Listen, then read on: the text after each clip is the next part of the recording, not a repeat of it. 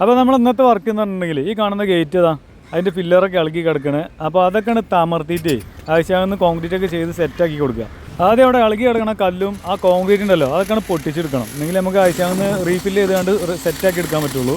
പൊളിക്കലൊക്കെ കഴിഞ്ഞതിന് ശേഷം ചുമരുമ്പ കണ്ടങ്ങൾ 2 തുളയൊക്കെ ഉണ്ടാക്കി വെച്ചു, ഒരു 4 ഇഞ്ചിൻ്റെ 2 തുളയൊക്കെ ഉണ്ടാക്കി വെച്ചു. അതെന്ന് വെച്ചാൽ മൊത്തത്തിൽ പിടുത്തത്തിന് വേണ്ടിയിട്ടാണ്. അത് കഴിഞ്ഞ് പലക മൊത്തം അടിച്ച് ബോക്സ് ആക്കുന്നതിന് മുമ്പായിട്ട് നമ്മൾ എന്ത് ചെയ്തിട്ടുണ്ട്, ATM കമ്പി നല്ലോണം അടിച്ച് കയറ്റിയിട്ടുണ്ട്. ആ ചുമരുമക്കും ആ ഫില്ലറിൻ്റെ താഴ്ഭാഗത്തൊക്കെ നല്ല അടിച്ച് കയറ്റിയിട്ടുണ്ട്. മൊത്തത്തിൽ ഒരു പിടുത്തത്തിന് വേണ്ടിയിട്ട്. ഇനി പടവും കാര്യങ്ങളൊന്നും ഇല്ല, ഇനി ഫുള്ള് കോൺക്രീറ്റ്. ഇത് നോക്കി കോൺക്രീറ്റ് മിക്സ് ചെയ്യേണ്ട ആരൊക്കെ നോക്കി, കടൻ്റെ മുതലാളിയാണത്, ഷാജഹാൻ, അമീദ്, നബീൽ എല്ലാവരും ഉണ്ട് കേട്ടോ.